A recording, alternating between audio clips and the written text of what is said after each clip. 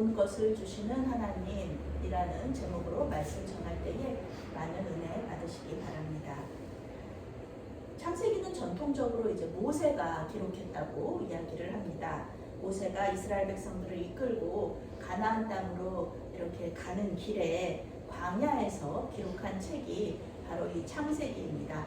그래서 모세오경이라고 하는데요. 창세기, 출애굽기, 레위기, 민수기, 신명기 이 5개의 책을 모세가 기록했다. 그래서 모세오경이라고 부릅니다. 모세는 이 세상의 시작이 어떠했는지, 또 하나님과 어떻게 우리가 처음으로 만나게 됐는지, 이스라엘이 어떻게 하나님을 섬기게 됐는지를 이 창세기부터 시작해서 쭉 이야기해주고 있어요. 이 세상과 우리 인간의 시작은 하나님과 아주 밀접한 관계를 맺고 있습니다. 우리 믿는 자들은 그 하나님께서 이 세상을 만드셨다, 또 우리 인간을 만드셨다, 이렇게 고백합니다. 성경은 처음부터 끝까지 이렇게 하나님의 그 사랑과 은혜가 우리와 함께 있다라고 기록하고 있어요. 그래서 이렇게 얘기하죠. 성경에는 은혜의 강이 흐른다. 성경을 관통하고 있는 그런 개념들을 뭐 여러 가지 구속이라든지 아니면은 사랑이라든지 또 은혜라든지 이렇게 얘기할 수가 있습니다. 그 중에 하나 오늘 말씀을 드릴 것은 성경을 관통하는 개념, 창세기부터 시작해서 요한계시록까지 그 개념, 관통하는 그 개념 중에 하나가 바로 하나님의 사랑과 은혜이다라는 것입니다. 오늘 말씀에도 하나님께서 우리를 사랑하셔서 베풀어 두신 여러 가지 장치들이 나옵니다. 창세기 2장은요, 그냥 읽는 것만 가지고도 은혜가 되는 그런 장입니다. 하나님께서 우리를 이렇게 사랑하시는구나를 알 수 있는 여러 가지 장치들이 나오는데요. 그것은 이제 안식일이고 또 에덴 동산이고 또 돕는 배필입니다. 하나님께서 얼마나 우리에게 필요한 것들을 적재적소에 가장 좋은 때에 이렇게 주시는지 모르겠어요. 우리에게 가장 좋은 것들을 우리에게 주심으로써, 베푸심으로써 하나님은 우리를 향한 그분의 하나님의 사랑을, 자신의 사랑을 나타내고 계십니다. 3절 말씀 함께 읽겠습니다. 하나님이 그 일곱째 날을 복되게 하사 거룩하게 하셨으니 이는 하나님이 그 창조하시며 만드시던 모든 일을 마치시고 그날에 안식하셨습니다. 아멘. 우리는 뭐 일주일을 7일로 하는 게 굉장히 당연하게 생각하지만 사실 이 일주일이 7일이라는 개념은요, 고대 근동에서도 이 이스라엘 히브리 사람들만 가지고 있었던 개념이었습니다. 왜냐하면은 하나님은 6일 동안 세상과 인간을 창조하시고 7일째에는 안식하셨다. 그렇기 때문에 이렇게 얘기하고 있어요. 성경은 하나님께서 7번째 날 안식일을 복되게 하시고 거룩하게 하셨다. 이렇게 말합니다. 거룩은요, 뭐 굉장히 뭐 은혜롭고 뭐 대단하고 영적이고 뭐 그런 뜻이 아니고요. 거룩은 구별되었다, 그런 뜻입니다. 눈에 보이는 것을 구별하셨다는 얘기는 많아요. 성막을 구별하시고 또 제사장들을 구별하시는 거죠. 그런데 지금 말씀하시는 거는 날을 구별하신 거거든요. 날. 이것은 시간을 구별하셨다는 거예요. 시간을 거룩하게 하셨다는 겁니다. 우리 사람은요, 우리 예수 믿는 사람들은 예수님의 보혈로 거룩해지잖아요. 그래서 이제 이 시간에 또 주님 앞에 나와서 예배할 수 있는 건데, 나를 거룩하게 하셨다. 이거는 좀 생소한 개념이에요. 안식은 원어로 쉬다, 끝내다, 중지하다, 이런 뜻을 가지고 있습니다. 그런데요, 우리는 안식일 개념하면은 쉰다에 초점을 굉장히 많이 맞춰요. 그래서 주일은 쉬는 날인데 교회 와가지고 예배하고 이렇게 봉사하고 이러는 거, 안식일 예전에 그 하나님께서 만드신 안식일 개념하고 너무 다른 거 아니냐, 막 이렇게 얘기할 수 있는데요. 안식일의 개념 속에는 물론 쉼이라는 개념도 있지만 그것보다는 멈추다, 그치다, 구별되다 라는 개념이 있다는 것입니다. 그러니까 6일 동안의 날과는 다른 날을 7일째에 보내게 된다, 보내야 한다 라는 것이 안식일 개념이라는 것입니다. 그래서 우리는 예수님의 부활하신 날을 기념하여서 주일을 지키고 있는데요. 다른 날과 달리 주일에는 일하는 걸 멈추죠. 그리고 다른 날과 다른 그 예배하고 또 교인들과 함께 서로 교제하고 신방하면서 하루를 보내게 됩니다.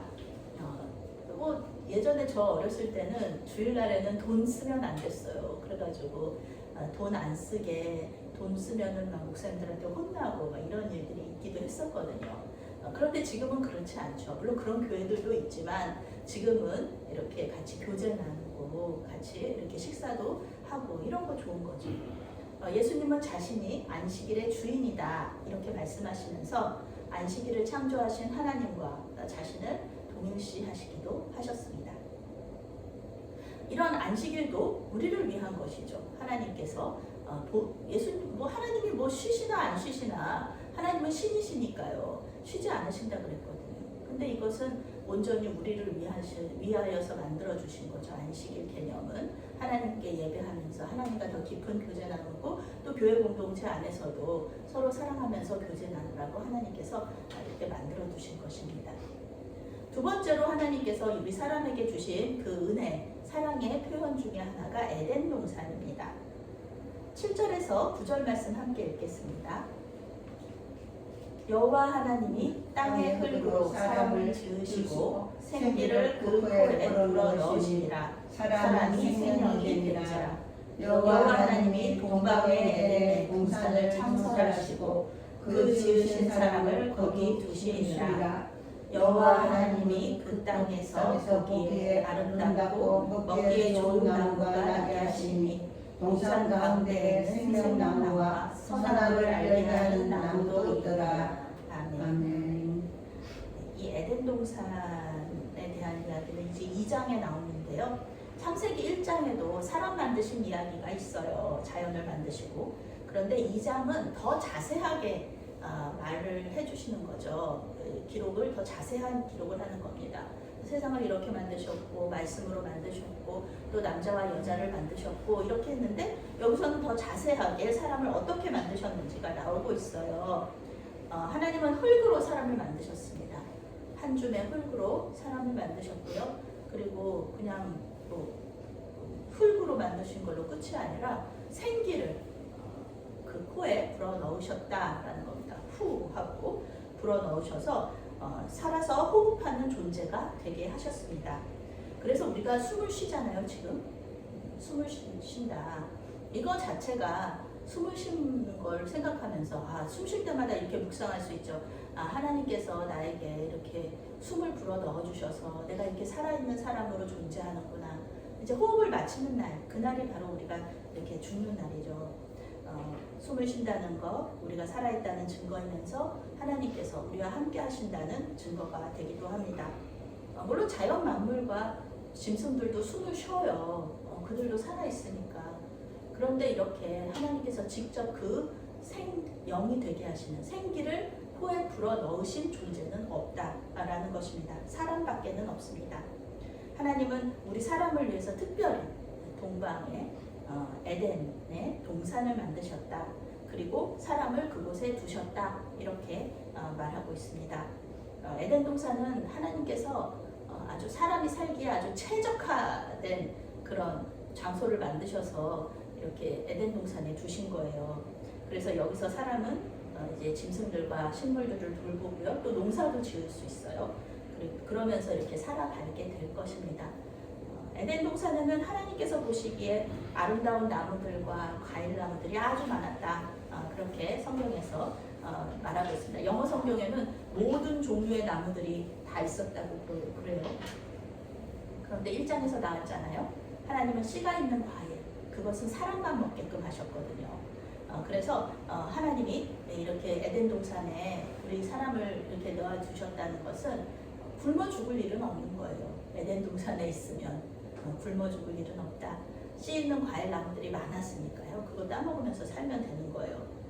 그런데 특별히 동산 중앙에, 동산 가운데에 그 두 나무가 있어요. 특별한 나무 두 나무가 있어요. 여러 나무들이 있었는데 모든 나무들 다 이렇게 하나님께서 허락하셨는데 그 중에서도 특별한 나무가 두 개가 있는데 하나가 생명나무, 그리고 다른 하나가 선악을 알게 하는 나무였습니다. 많은 나무들 가운데 딱 두 나무가 특별해요. 영어 성경은 생명나무를 생명을 주는 나무라고 이렇게 번역하고 있어요. 생명을 주는 나무다. 그리고 선악을 알게 하는 나무도 뭔가를 주는 나무예요. 둘 다 기브라는 단어를 쓰거든요. 그래서 선악을 알게 하는 나무는 옳고 그름의 차이를 아는 능력을 주는 나무다. 이렇게 번역하고 있어요. 하나는 생명을 주는 나무고요. 하나는 능력을 주는 나무예요.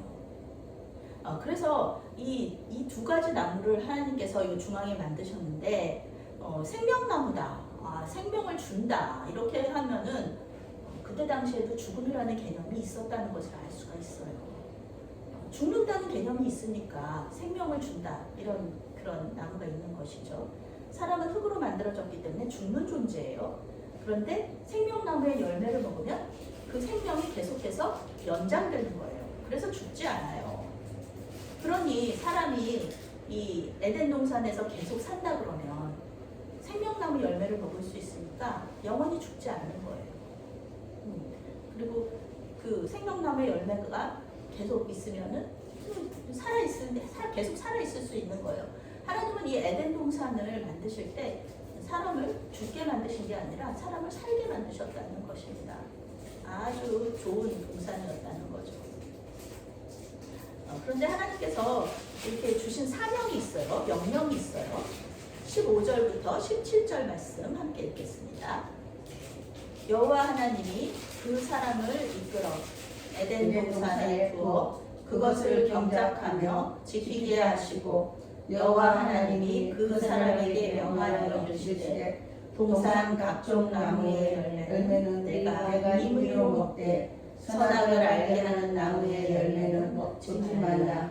내가 먹는 날에는 반드시 죽으리라 하시니라. 아멘. 하나님께서는 이 에덴 동산을 참 좋은 것으로 또 우리에게 주셨는데요. 그 중에 하나가 바로 경작하며 지키라. 그러니까 일을 할 수 있는 그런 장소와 기회를 허락하신 거예요. 사람은 처음부터 놀고 먹는 존재가 아니었습니다. 하나님께서는 일할 수 있는 곳을 또 마련해 주셨어요. 할 일이 있다는 것이 얼마나 큰 하나님의 은혜인지 모릅니다. 새번역 성경은 맡아서 돌보게 했다 이렇게 번역하고 있어요. 경작하다라는 단어가 하나님하고 연관이 되잖아요. 그러면은 뭐 하나님께서 경작하시는 게 아니고요. 어떤 사람이 이제 하나님께서 그런 경작하는 사명을 주시잖아요. 그러면은 그 사명이 절대로 이 원어적인 의미로는 뭐 부담이거나 힘들거나 고통이거나 그것이 아닙니다. 기쁨과 즐거움으로 이 주신 경작하는 사명을 잘 감당한다는 뜻이 이 단어 속에 들어있어요. 하나님의 종으로 산다는 것이 힘들고 고통스러운 게 아니라 너무너무 기쁘고 즐겁다는 뜻입니다.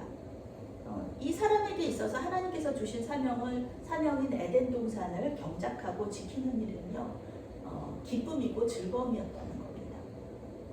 배고프면 과일 따먹고 열심히 농사 짓고 이런 것들이 이 사람에게는 굉장히 큰 행복이었다는 겁니다. 왜 저희 집에서도 나는 자연인이다 많이 보시는데 우리 그 어른들은 나는 자연인이다 많이 보시잖아요. 그거 보면은 거기 자연 속에서 그분들 자유롭게 사는 사람들이죠. 먹고 싶을 때 먹고 그분들이 하시는 얘기가 그거잖아요. 내가 먹고 싶을 때 먹고 내가 먹기 싫으면 안 먹고 내 마음대로 내 자유대로 사는 게 참 좋다. 나는 참 즐겁다. 그렇게 얘기하잖아요. 많은 사람들이 그들의 삶을 부러워하기도 하고 또 대리만족하면서 힐링하기도 합니다. 에덴 동산에서 사람의 삶이 아마 이 자연인의 삶이 아니었을까 생각하기도 합니다. 자연 속에서 하나님과 교제하면서 언제든지 하나님과 만나서 교제할 수 있는 거예요. 농사짓는 동산지기의 삶, 행복한 삶이죠. 이 에덴 동산의 특징은요, 살기가 편하고 그런 것도 있지만 전혀 죽지 않고 인간이 살기에 아주 최적화되고 그런 것보다는 가장 중요한 게 하나님의 임재를 계속해서 누리면서 살 수 있다는 겁니다. 하나님과 계속 교제 나누면서 살 수 있다는 것. 그것이 제일 좋은 것이었죠. 그런데 하나님께서 에덴 동산에서 사람에게 말씀하신 한 가지 명령이 있어요. 물론 여러 가지 말씀들 하셨죠. 그런데 그 중에서 이제 다 해도 좋다, 다 해도 좋다, 해라, 뭐 이거 해라, 저거 해라, 먹는 거 다 먹어라 이렇게 얘기하시는데 딱 하나 하지 말라는 말씀 하나 있어요. 그것이 무엇이냐면은 다른 열매 다 먹어도 좋지만 선악을 알게 하는 나무의 열매는 먹지 말라. 선악을 알게 하는 그 능력을 주는 나무, 그 능력을 주는 나무의 열매는 먹지 마라. 먹으면 반드시 죽는다. 이렇게 말씀하셨어요. 죽음이라는 개념이 이때 있는 거죠. 근데 죽음이라는 게 별로 이 사람한테는 중요하지 않았을 거예요. 왜냐하면 생명나무 열매 먹으면 되잖아요.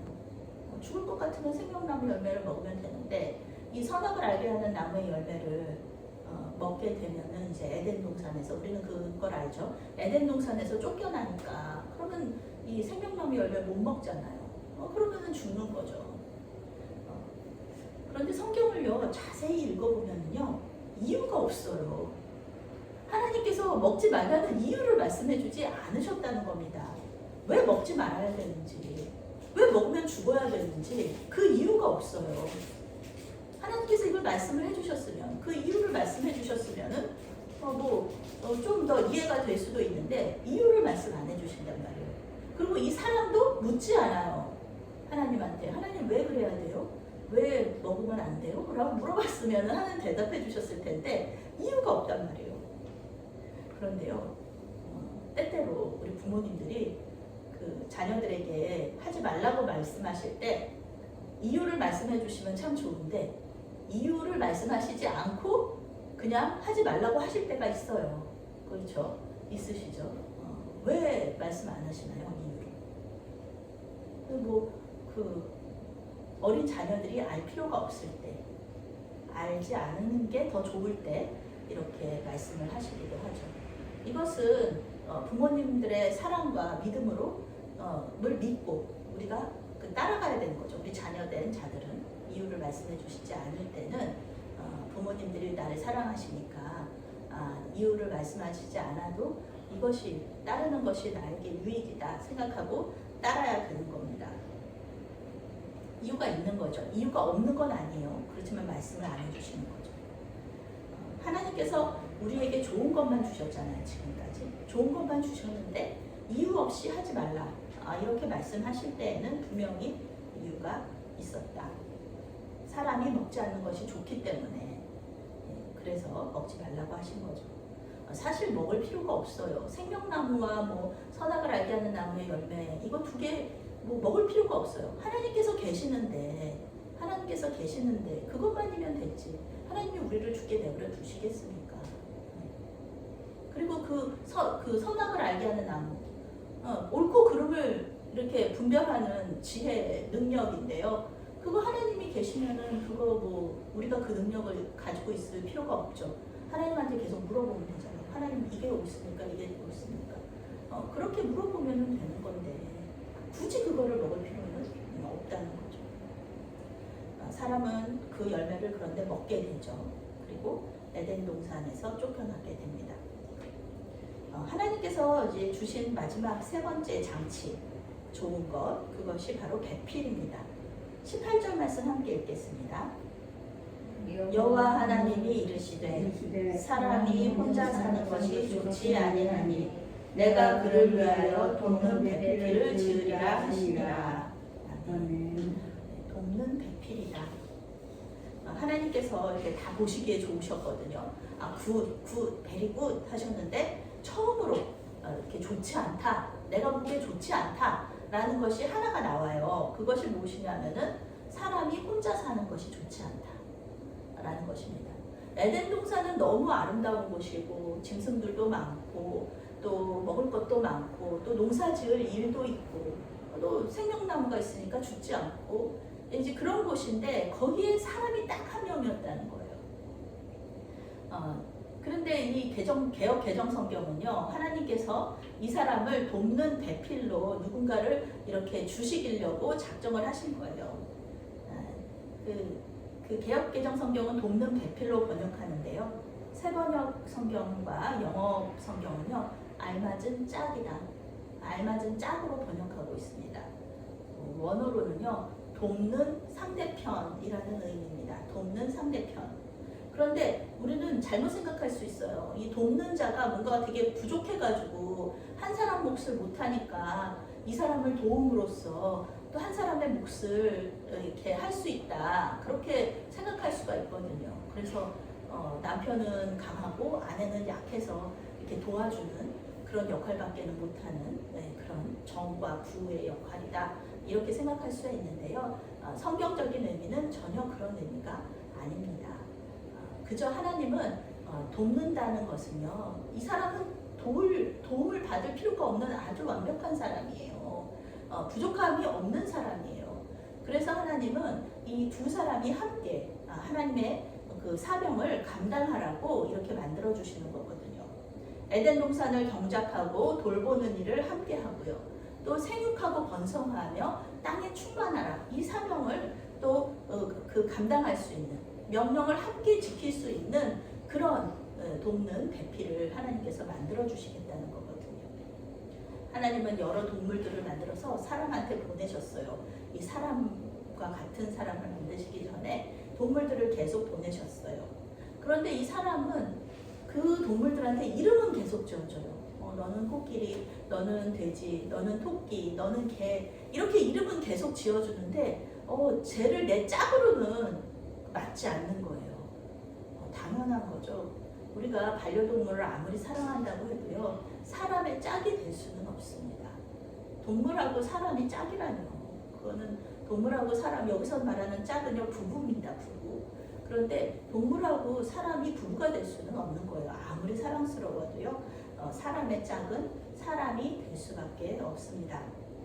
결국 하나님은 아담을 깊이 자게 재우시고 그리고 그의 살과 뼈를 취하셔서 여자를 만드십니다. 그러니까 이 아담은 남자였고 그 아담의 부인은 여자인 것이죠. 아담은 이 여자를 보고서 깊이 아주 기뻐했습니다. 성경은 이 두 사람 부부라고 말하고 있어요. 그의 아내라고 성경에서 이야기하고 있습니다. 아담의 아내 여자라는 것이죠. 이들은 벌거벗었지만 부끄러워하지 않았다. 그렇게 성경이 이야기하고 있어요. 그러니까 죄의 개념이 들어오기 전에 수치의 개념도 없다. 수치심의 개념도 없었다라는 것을 우리가 성경을 보면서 알 수가 있습니다. 우리는 어떤 말을 듣거나 글을 읽을 때요, 그 문맥을 잘 파악하게 됩니다. 앞뒤의 내용을 보면서 그 말과 글을 읽는 것이에요. 그럴 때 더 잘 이해하고 해석할 수가 있습니다. 같은 말이라도 어떤 상황에 따라서 하느냐에 따라서 어떤 것은 칭찬이 될 수도 있고요. 또 어떤 말은 비난이 될 수도 있습니다. 예를 들면 이런 것이죠. 참 잘했어요. 잘했어요. 이렇게 얘기하는 것은 칭찬받고 또 상 받는 상황에서는 잘했습니다. 이렇게 하면은 칭찬이죠. 그런데 실수를 했을 때 그런 얘기 막 하시잖아요. 아이고 잘했어 이렇게 얘기할 때는 그 잘한 거 아니잖아요. 실수했다고 이렇게 꾸중 듣는 거잖아요. 이런 거예요. 똑같아요. 오늘 창세기 2장 말씀의 문맥은요, 모두 우리를 향한 하나님의 사랑을 드러내고 있습니다. 안식일을 거룩하게 구별하게 해주신 것도 우리에게 복을 주시기 위해서 그러신 것이고, 에덴 동산을 창설하신 것도 사람에게 복을 주시기 위해서 그렇게 하신 겁니다. 돕는 배필을 만드신 것도 사람들에게 복을 주시기 위해서, 행복하게 하기 위해서 이렇게 하나님께서 해주신 것이죠. 그런데 이렇게 많은 상황에서, 이 복을 주는 상황에서 하나님께서 한 가지 말씀하신 것이 바로 선악을 알게 하는 나무의 열매를 먹지 말아라. 먹으면 반드시 죽는다. 복을 주시는 상황 속에서 이 말씀을 하셨단 말이에요. 그러면 이 말씀도 역시 저주나 이런 악한 것이 아니라, 물론 하나님께서 저주하시거나 우리에게 악한 일을 명하시진 않지만 그것이 전혀 나쁜 것이 아니라 좋은 것이다. 이 명령 자체도 좋은 것이다 라는 것이죠. 우리는 하나님께서 왜 굳이 선악을 알게 하는 나무를 자라게 하셨는지 그 이유를 알지 못합니다. 왜 먹지 말라고 하셨는지도 알 수 없습니다. 물론 신학적으로는 우리는 여러 가지 설명을 할 수 있어요. 학자들이 그 이유를 이야기해요. 그러나 성경은 그 이유에 대해서 침묵한다는 것입니다. 문맥을 볼 때 선악을 알게 하는 나무의 열매를 먹지 않는 것, 그것은 우리에게 좋은 것이고 또 복입니다. 하나님께서 우리에게 주신 자유예요. 자유. 먹든지 먹지 않든지 그 선택할 수 있는 자유를 주신 것, 그게 굉장히 큰 복입니다. 또 하나님께서 이 말씀을 하심으로써 하나님을 기억하게 하시고 하나님과 사람 사이에 선을 이렇게 그어 놓으신 것, 또 가장 큰 또 하나님의 은혜 중에 하나죠. 먹고 안 먹고가 중요한 것이 아니라 하나님께서는 선과 악을 알게 하는, 선악을 알게 하는 나무를 통하여서 사람과 계속해서 소통하고 계셨다는 것, 이것이 중요한 것입니다. 오늘은 2025년의 첫 번째 주일입니다. 작년과 올해는 분명히 다릅니다. 올해 단순히 한 살을 더 먹었다, 내가 한 해를 더 살았다, 이런 것이 아니라 하나님과의 관계가 더 깊어졌다라는 것에 의미가 있습니다. 하나님께서 우리를 사랑하신다는 것을 더 잘 알았다. 그리고 하나님과 우리가 더 깊은 말씀의 교제를 나누게 되었죠. 우리가 더 한 해 더 성화되었다라는 것을 알게 된 겁니다. 매주 예배하고 말씀을 듣는데 우리가 작년하고 모습이 똑같다? 그것은 말이 안 되는 것이죠. 아기가 계속해서 1년 동안 계속 먹고 자라는데 아기가 1년 전이나 1년 후나 똑같다. 그거는 정상이 아닌 것이죠. 우리의 삶은 변했습니다. 그래서 우리는 올해도 작년과 같이 아주 다사다난한 시간들을 보낼 겁니다. 그 시간들이 항상 행복할 수는 없어요. 항상 좋은 일만 있을 수는 없습니다. 또 우리가 알듯이 내 마음대로 되지 않는 일들이 더 많을 것입니다. 복이 아니라 이것은 화가 아닌가, 이렇게 느껴질 수도 있습니다. 그러나 하나님께서 주시는 것은 모두 복이라는 것을 믿으시기 바랍니다. 하나님을 섬기는 것이 부담이고 구속이라고 생각하지 마시고 하나님을 섬기는 것이 우리가 할 수 있는 그런 일들이다. 하나님께서 우리에게 이 일을 맡겨주신 것에 대해서 감사하면서 기쁨과 즐거움으로 섬기시기를 바랍니다. 하나님 우리에게 할 수 있는 만큼만 해주시잖아요. 이 사람에게 에덴 동산을 경작하라고 하셨지 뭐 하나님께서 만드신 전 우주, 전 지구를 경작하라고 하지 않으셨습니다. 나이가 많다, 건강이 좋지 않다, 교회가 작다, 이렇게 말하면서 주신 사명에서 도망치지 마세요. 그저 지금 우리가 여기서 할 수 있는 일을 하면 되는 것입니다.